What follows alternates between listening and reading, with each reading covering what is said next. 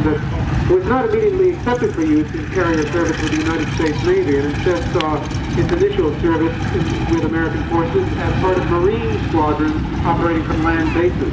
The United States Navy felt that its ungainly attitude with regards to its landing approach on the carrier, the poor visibility resulted by Catalina.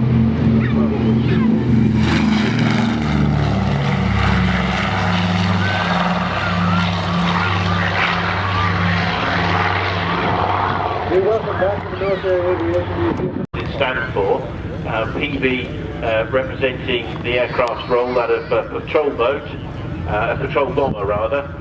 The Y was the manufacturer's designation, in this case Consolidated Aircraft, who built these rather strange looking but superb flying boats. In keeping with, I think, the tradition of naval coastal aircraft, Catalina, name given to the aircraft because it was in keeping with the times and the desire to name their naval aircraft after coastal locations, I think. And I think that's fairly accurate, although there were obviously larger and more impressive planes or amphibians operated by the United States Navy during the Second World War that had such optional names as Coronado, Mariner, and also Mars, the mightiest flying boats ever built by the Martian Company. Taking off now in a very short span.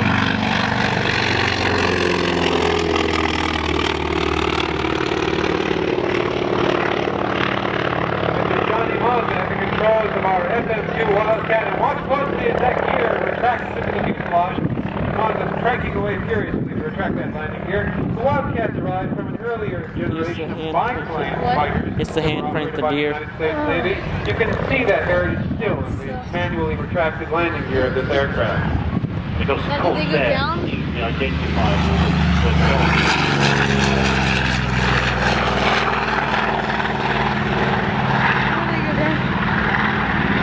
Very, very distinctive appearance, that aircraft. And the Gull Wing, of course, there's elegant solution to a very unusual problem, that being the need to maintain clearance for that magnificent and monstrous Hamilton Standard propeller mounted on the front of that radial engine. The Corsair itself was later succeeded by the AD-4 Skyraider because it's interesting to me anyway that the Corsair was originally conceived as an air superiority fighter, later adapted in the role of a ground attack aircraft during the Korean War, alongside which served the AD-4, the Able Dog 4 Skyraider of the Douglas Company.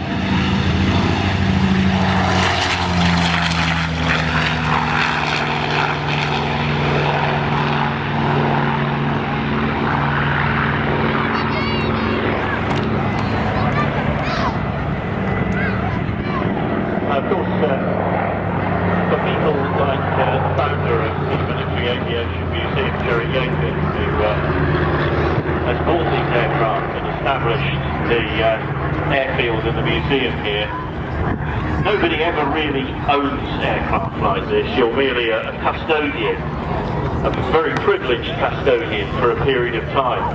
And if you would like to be said custodian of your very own Catalina, there is one for sale at Grant Airport here in the United States. It's a former naval patrol vessel, come water bomber, come freighter. It was operated most recently as a commercial aircraft with Alaska Coastal Airlines, the forerunner to Alaskan Airlines, who actually recently in an international survey came out as the world's #1 airline for service and also for arrivals and departures on time. And that flying boat could be yours for a mere $345,000. You want to convict?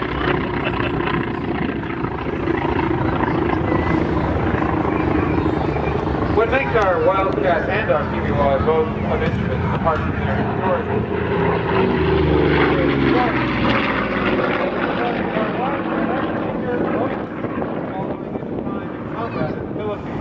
specifically of operations. Very nearby to the Military Aviation Museum, the former auxiliary airfield of the United States Navy, the Pungo Airfield, just behind Pungo Pizza and Ice Cream, one of our sponsors.